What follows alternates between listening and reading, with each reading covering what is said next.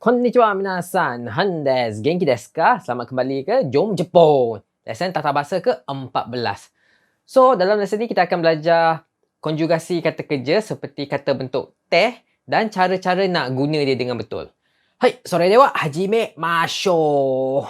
Tata bahasa pertama kita akan belajar ialah konjugasi verb atau konjugasi kata kerja. Konjugasi kata kerja adalah verb yang boleh diubah suai atau kadang-kadang disambungkan dengan perkataan lain untuk memberi maksud yang baru. So, setakat ni kita dah guna kata bentuk mas yang bermaksud bila verb kita berakhir dengan perkataan mas. Dengan menggunakan bentuk mas, ia memberi kesopanan terhadap penuturan kita. Ada lagi satu bentuk yang lebih casual yang kita akan belajar kat lesson 18 nanti, iaitu bentuk kamus. Atau orang putih kata the dictionary form atau the plain form. So, kata bentuk kamus ni selalunya kita guna bila kita nak cakap dengan ahli-ahli keluarga kita atau member-member yang rapat. Ia dinamakan bentuk kamus sebab bila kita guna kamus, kita rujukkan kamus, dia akan rujukkan kepada kata bentuk ni. Dalam lesson 13 sebelum ni, kita dah belajar cara mengubah suai verb dengan menggantikan mas dengan nani-nani. Ni ikimas, yang bermaksud kita nak pergi melakukan sesuatu. Dalam lesson ni pula, kita akan belajar cara untuk mengubah suai verb mas kepada kata bentuk teh. Tapi sebelum tu, kita kena mengenal pasti perkataan-perkataan verb yang mana berada dalam golongan masing-masing. Kata kerja Jepun, dia dibahagi kepada 3 golongan. Untuk golongan pertama, suku kata sebelum mas berada dalam barisan i. Seperti i, chi, ri, mi, ni, bi, ki, gi, shi dan selainnya. So, kat sini kita ada kaimas, mochimas, kairimas, nomimas, shinimas, yobimas, kikimas, kakimas, isogimas, shimas dan ikimas. Untuk golongan kedua pula, ia berada di barisan e dan beberapa pengecualian dari barisan i. Contohnya, tabemas, akemas, shimemas, kakemas, oshiemas, sukemas, mimas, karimas, imas, okimas dan selainnya. Dan untuk golongan ketiga, kita hanya ada 2 verb, iaitu shimas dan kakimas. Sekarang kita akan belajar cara nak menukar golongan pertama dari kata bentuk mas kepada kata bentuk teh. Cara nak mengubah verb dia berbeza bergantung kepada suku kata sebelum mas. So, kalau suku kata dia ialah ichiri, kita akan gantikan dengan su kecil tambah teh. Untuk suku kata mi, ni, bi, kita akan gantikan dengan n tambah de. Untuk suku kata ki, kita akan gantikan dengan i tambah teh. Untuk suku kata gi, kita akan gantikan dengan i tambah de. Untuk suku kata shi ni, kita hanya perlu tambah teh sahaja. Dan hanya pengecualian dalam golongan pertama ialah ikimas. Walaupun suku kata sebelum mas dia ialah ki, tapi kita tukarkan kepada su kecil tambah teh. Dan inilah contoh-contoh untuk kata bentuk teh. Kaimas jadi katteh. Mochimas jadi motteh. Kairimas jadi kaiteh. Nomimas jadi nondeh. Shinimas jadi shindeh. Yobimas jadi yondeh. Kikimas jadi kiiteh. Kakimas jadi kaiteh. Isogimas jadi isoide. Kashimas jadi kashiteh. Dan ikimas jadi itteh. Salah satu teknik yang saya belajar dari sensei saya dulu ialah untuk menggunakan lagu. So, ichirite, mini binde. So, bila suku kata dia ialah ichiri, jadi teh. Mini bi, inde. So, lagu dia macam ni. Ichirite, mini binde, kiite, giide, shimasu shite, kimasu kite, ikimasu ite. Arigatou gozaimashita. Hai, hai, hai. Seterusnya, cara untuk menukar golongan kedua dari bentuk kata bentuk mas kepada kata bentuk teh. Golongan kedua ni sangat-sangat senang. Kita hanya perlukan gantikan mas dengan teh. So, buang mas, letak teh. So, dia jadi tabe mas, jadi tabe teh. Ake mas, jadi ake teh. Shimemas jadi shimete. Kakemas jadi kakete. Oshiemas jadi oshiete. Sukemas jadi sukete. Mimas jadi mite. Karimas jadi karite. Imas jadi ite. Okimas jadi okite. Dan akhir sekali, cara nak menukar golongan ketiga dari kata bentuk mas kepada kata bentuk teh. Seperti apa yang saya cakap tadi, kita hanya ada dua verb je dalam golongan ni, iaitu shimas dan kimas. Seperti golongan kedua, kita hanya perlukan gantikan mas dengan te. Shimas jadi shite. Kimas jadi kite. Yang ni pula ialah bila kita ada noun. Kita tambah nani-nani o shite. Pada akhir video ni, saya akan bagi kelas tambahan. Cara nak menukarkan verb dari bentuk kamus kepada bentuk teh. Kepada yang berminat, pastikan tonton sampai habis. Hai, So, terdapat pelbagai kegunaan kata bentuk teh ni. Dan dalam lesen ni, saya akan terangkan dua daripadanya. Bentuk kata verb teh yang paling digunakan ialah untuk memberi arahan atau meminta seseorang melakukan sesuatu. So, corak ayat dia ialah verb teh kudasai. Ia bermaksud sila atau tolong lakukan verb. Contohnya, maaf mengganggu. Sila beritahu saya nama awak. Maaf mengganggu ialah sumimasen. Nama awak ialah o namae. Lepas tu partikel o, beritahu ialah oshiemas. Tapi kat sini kita jadikan bentuk te. So, dia jadi oshiete. Lepas tu, sila ialah kudasai. Sumimasen o namae o oshiete kudasai. Contoh seterusnya. Sebab sejuk, tolong tutup tingkap. Sebab sejuk ialah samui kara. Tingkap ialah mado. Lepas tu partikel o, tutup ialah shimemas. Tapi jadikan bentuk te lagi sekali. Jadi shimete. Lepas tu tolong. Kudasai. Samui kara mado o shimete kudasai. Contoh lain. Sila panggil saya Han. Han to. Yobimas jadikan bentuk te.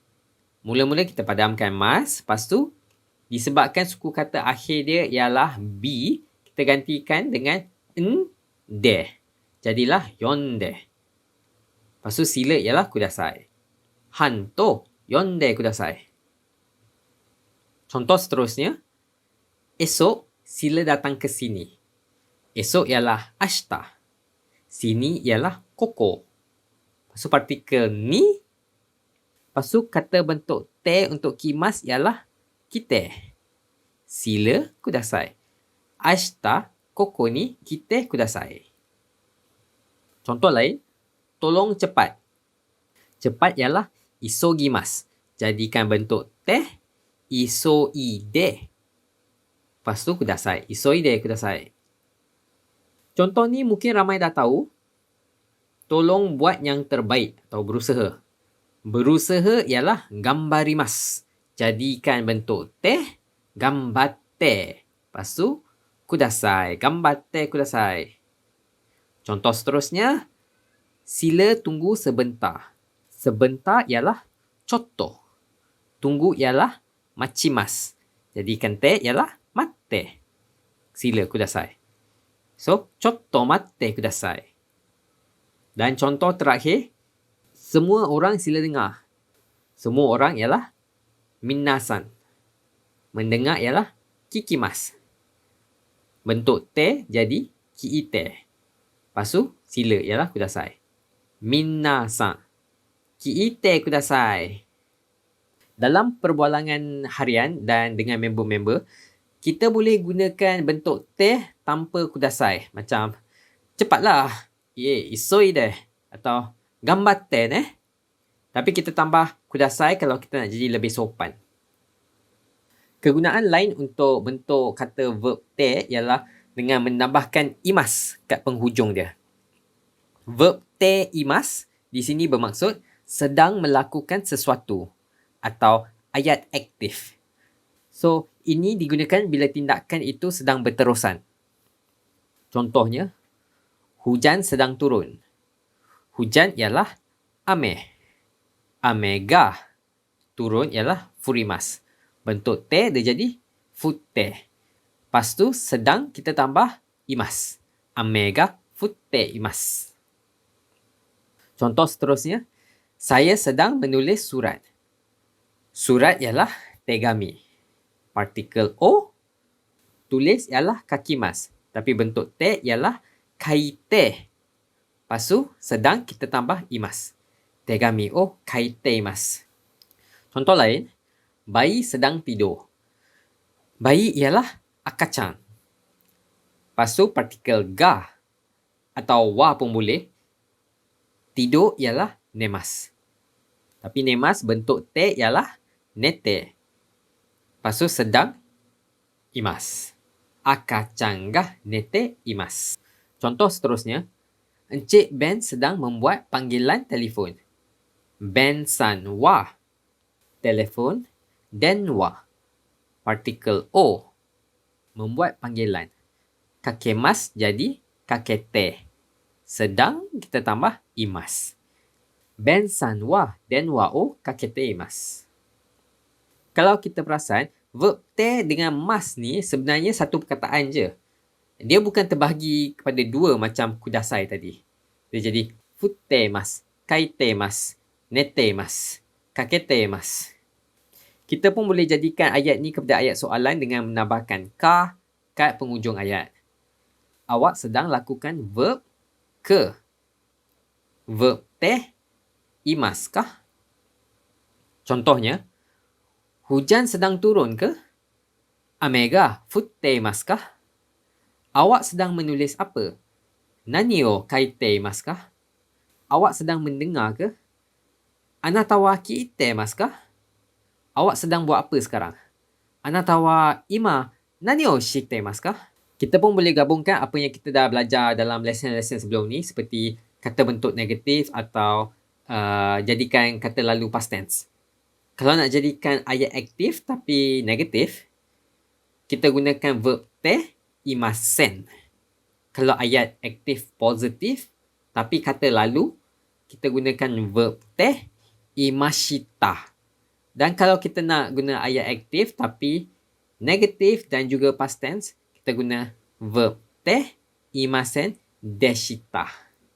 Contohnya, sekarang hujan tak turun. Ame ga futte imasen. So, imas jadi imasen sebab negatif. Ame ga futte imasen. Contoh lain, tadi saya sedang mendengar. So, ini kata lalu ayat aktif positif. Watashi wa sedang mendengar. Kiite imashita sebab dah berlaku. So, watashi wa kiite imashita. Contoh terakhir, semalam saya tak buat apa-apa. So, ini kata lalu aktif negatif pula. Watashi wa. Semalam ialah kino. Apa-apa, nani, partikel mo. Tak buat ialah shite. So, imasen deshita. Watashi wa kino nani mo shite imasen deshita. Tata bahasa seterusnya, cara nak memberitahu seseorang kita ingin melakukan sesuatu untuk mereka. So, orang yang sedang cakap tu, sedang menawarkan diri dia untuk melakukan sesuatu untuk si pendengar. Kita guna corak ayat verb mas, tapi mas tu kita gantikan dengan masho kah? Contohnya, bolehkah saya tolong membawa bagasi awak? So, bagasi ialah nimotsu.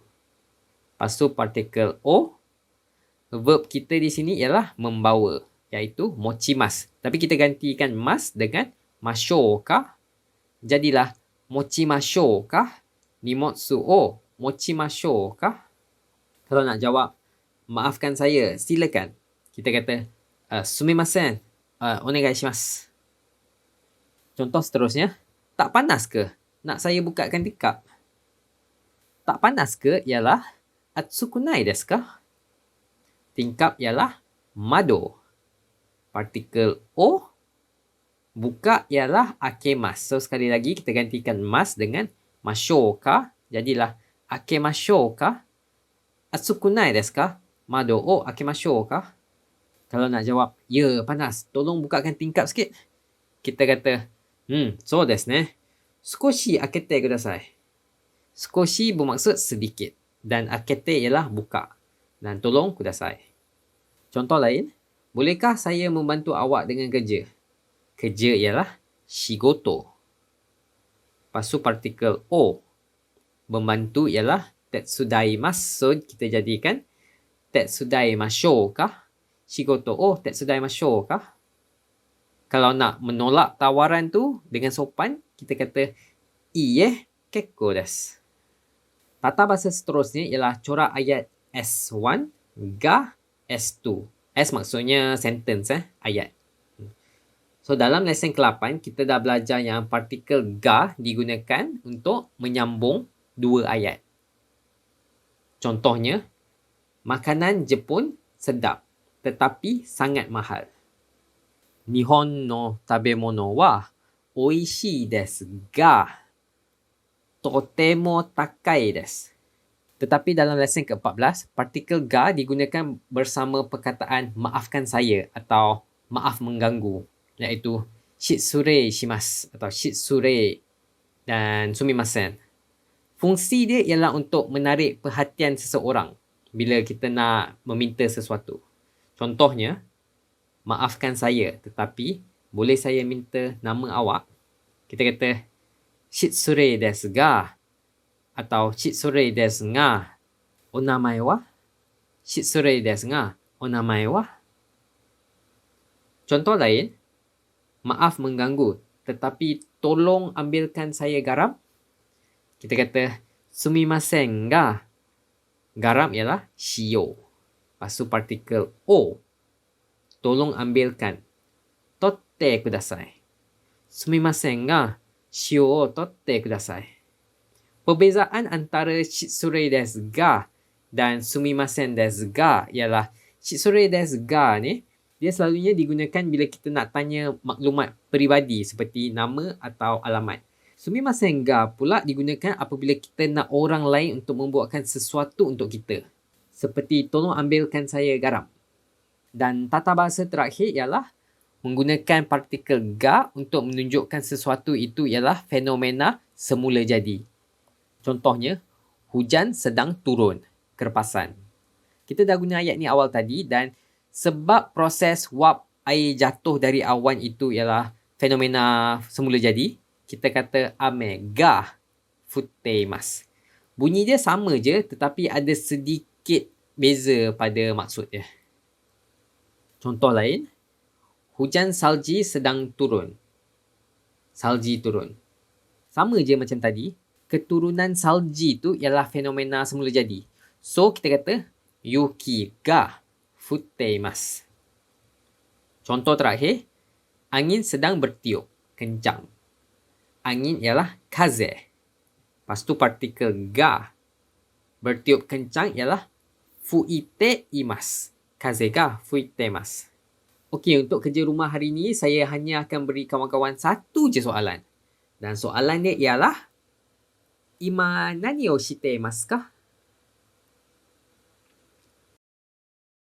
Seperti apa yang saya janji awal tadi, ni adalah kelas tambahan untuk hari ini. So, cara untuk menukar verb bentuk kamus kepada bentuk teh. Cara dia lain sikit tapi hasil dia sama je. Cara untuk menukar verb bentuk kamus kepada bentuk teh. Mula-mula kita tengok verb golongan pertama. Kat sini kita ada verb kata bentuk mas. So, kita kena tukarkan kepada bentuk kamus dahulu. Cara dia senang je. Kita tukarkan segala kata barisan i di sini kepada barisan u. Kaimas jadi kau. Mochimas jadi motsu. Kaerimas jadi kaeru. Nomimas jadi nomu. Shinimas jadi shinu. Yobimas jadi yobu. Kikimas jadi kiku. Kakimas jadi kaku. Isogimas jadi isogu. Kashimas jadi kasu dan ikimas jadi iku. Lepas tu dari bentuk kamus kepada bentuk te. Ini cara dia untuk tukar. Untuk verb yang berakhir dengan suku kata u, su, ru, kita akan gantikan dengan su kecil, lepas tu tambah te. Untuk suku kata mu, nu, bu, kita akan gantikan dengan n, de. Untuk suku kata ku, kita gantikan dengan i tambah te. Untuk suku kata gu, kita akan gantikan dengan i tambah de. Dan untuk suku kata su, kita hanya perlu tambahkan te, tak perlu ganti-ganti. Dan hanya pengecualian dalam golongan pertama ialah iku. Kita gantikan ku kepada su kecil, tambah te. Untuk golongan kedua pula, kita akan tukarkan mas kepada bentuk kamus dulu. Kita gantikan semua mas dengan ru. So, semua jadi ru. Taberu, akeru, shimeru, sukeru, miru, kariru, iru, okiru. Golongan terakhir pula, shimas dan kimas, kata bentuk kamus dia ialah suru dan kuru. Sekarang cara nak tukarkan kepada kata bentuk te. Senang je. Semua ru ni kita gantikan dengan te. Jadilah tabete, akete, shimete, sukete, mite, karite, ite, okite, shite, kite. Saya sangat menggalakkan kawan-kawan untuk membiasakan diri dengan menggunakan kata bentuk kamus yang kita dah belajar setakat ni. Sebab kita akan gunakan pada lesen yang akan datang. Okey, itu sajalah untuk kelas kita hari ini. Kalau ada sebarang soalan, komento kaite kudasai.